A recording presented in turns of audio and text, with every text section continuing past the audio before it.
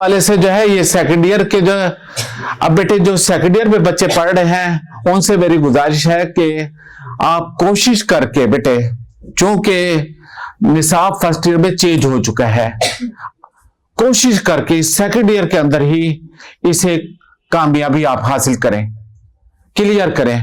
और बेटे पेपर हल करने में एक फन है। बाज बच्चे बच्चियां फन से वाकिफ होते हैं और वो नंबर अच्छे हासिल करने में कामयाब हो जाते हैं, और बाज बच्चे ऐसे हैं जो फन से वाकिफ नहीं होते, क्योंकि ये एक आर्ट है। पेपर हल करना भी बेटे एक आर्ट है, फन है। और फिर खास तौर पे उर्दू का पेपर हल करना ये भी बहुत बड़ा फन है। और बच्चे शिकायत ये करते हैं कि पेपर जो है सवाल ज्यादा होते हैं, लेंथ ज्यादा होती है, टाइमिंग्स जो है वो कम होते हैं, इसने बड़े पेपर को जो है इतने कम वक्त में समझ देना बड़ा मुश्किल होता है। तो बेटे इसके लिए बाज बच्चों की आदत होती है, हमारी बेटियों की बेटों की, कि वो 10-15 मिनट सिर्फ लकीरें लगाने में जाया कर देते हैं। लकीरें लगाने में आइंदा बेटे 10-15 मिनट वो जो लकीर लगाने में जाया करने हैं वो बिल्कुल जाया ना हो।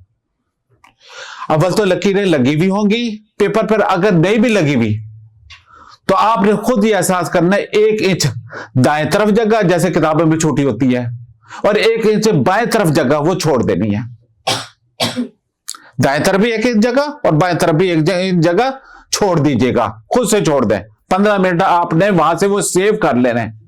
जो लकीरें लगाने पूरे पेपर पे लकीर लगाने बैठ गए, उसका 1 नंबर भी नहीं है बेटे लकीर लगाने का, क्योंकि आपने पूरे पेपर को, और किसी सूरत में कोई सवाल छूटना नहीं चाहिए बेटे।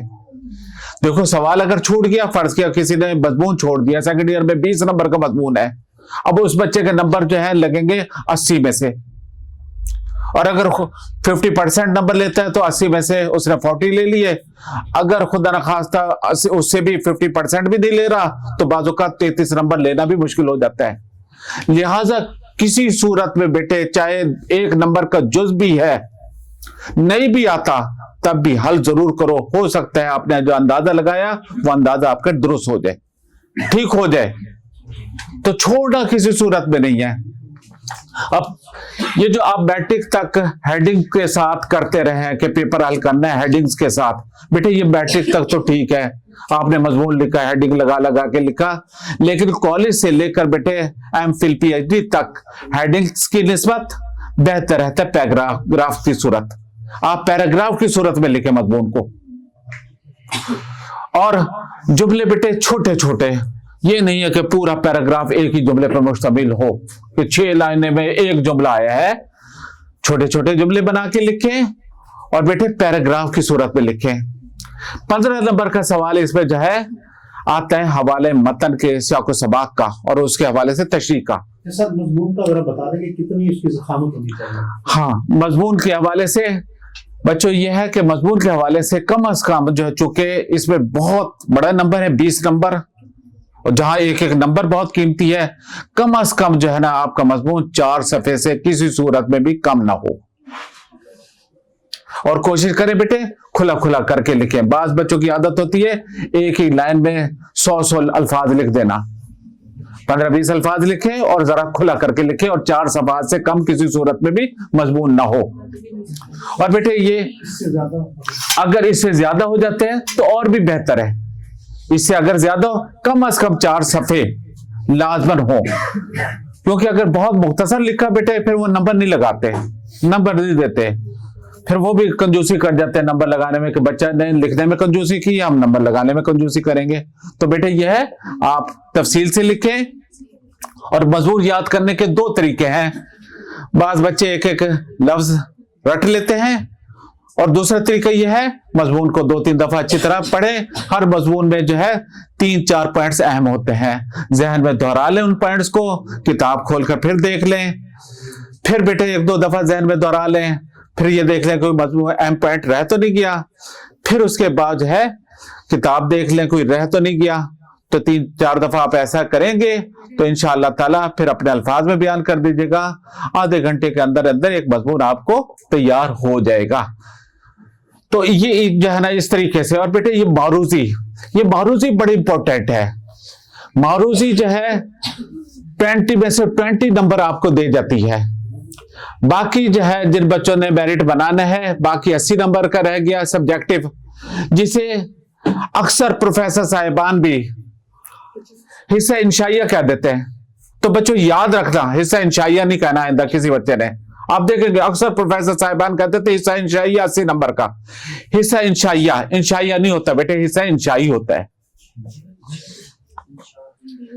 तो ये याद रखिएगा।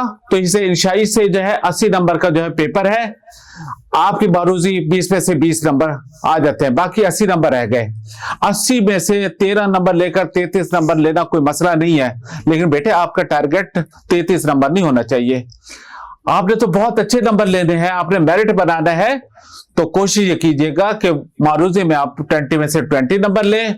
बाकी जो हिस्सा इंशाई है उसमें से कोई सवाल आपका मिस ना हो। और सवाल की तरतीब भी सर ने बता रखी होगी आप लोगों को। मैं भी कुछ तस्करा कर देता हूं कि ये जो सबसे पहला सवाल आपका जो है मारूजी का होता है, 20 नंबर की है, और मारूजी के अंदर सर ने बता रखे होंगे। तो वो जो है 4 जुज है मारूजी के सेकंड ईयर के। एक जो है सबक के अंदर से मारूजी है, और दूसरे जो है रमूज औकाफ है, इमदादी अफाल है, हरूफ और मुताबिक जुमलों को दुरुस्त करना। ये 5-5 नंबर के 4 जुज हैं। और यह है कि फिर बाकी हिस्सा इंशाई जो है उसमें जो है पहला सवाल सबसे पहले जो है वो नज़म के अशार की तशरीह, गजल के अशार की तशरीह, ये 10 नंबर का है, कोई चॉइस इसमें नहीं है। 15 नंबर का हवाले मतन है, सियाक़ो सबाक और तशरीह है, जिनमें 2 नंबर हवाले मतन के हैं, 3 नंबर सियाक़ो सबाक के हैं और 10 नंबर की तशरीह है। इस सवाल में सबसे ज्यादा नंबर जो है तशरीह के हैं। तो तशरीह जो है आप बहुत वजाहत से लिखें, और कम से कम जो है आपकी तशरीह 2 सफ़े से कम ना हो, किसी सूरत में ज्यादा हो जाए लेकिन इससे कम आपने नहीं रखनी। पैराग्राफ की तशरीह। फिर इसमें से अगला सवाल खुलासे का होता है, सबक का खुलासा। हाँ, अशार की तशरीह जो है एक शेर की तशरीह, गजल के अंदर से जो है 3 अशार आते हैं, कम से कम बेटे आधे सफ़े की तशरीह जरूर लिखो, उससे कम ना हो किसी सूरत में भी। आधे पेज की तशरीह एक शेर की। और नज़म है जी बेटे। सर सफ़े से मुराद एक शीट है या एक साइड है? एक साइड। वो जो बेटे पूरा 2 साइड मिलकर पूरा एक वर्क बनता है, सफा एक साइड है, सिंगल साइड। इसे सिंगल साइड का हाफ जो है किसी शेर में भी कम ना हो, ये बेटे याद रखिएगा। इसी तरह इसे नज़म 2 अशार आते हैं और एक ही नज़म से आएंगे। ये नहीं है कि एक किसी और नज़म से दे दे और दूसरा किसी और नज़म से, दोनों अशार एक ही नज़म से होंगे। इसी तरह गजल के 3 अशार आते हैं, तीनों एक ही गजल से आएंगे। ये नहीं होगा कि कोई जाना 2 शेर किसी और गजल से दे दें और एक शेर किसी और गजल से, तीनों के तीनों अशार एक ही गजल से। फिर इसी तरह सबक का खुलासा, सबक के खुलासे में मुसन्निफ का नाम। बेटे देखो आपको सियाक़ो सबाक के हवाले से भी जरूरत है मुसन्निफ के नाम की, और आपको इधर भी खुलासे के हवाले से भी जरूरत है। तो सबक के खुलासे जब याद करें, मुसन्निफिन के नाम भी अच्छी तरह याद कर लो। 1 नंबर का है और एक एक नंबर पर जान लड़ी होती है। ये जो बच्चे मेडिकल में रहते हैं, ये बेटे पॉइंट कि 0 पॉइंट को 1 था, इस तरह के नंबरों से जो है पॉइंट्स में जो है नंबर कम होते हैं। एक एक नंबर पर बहुत अहमियत।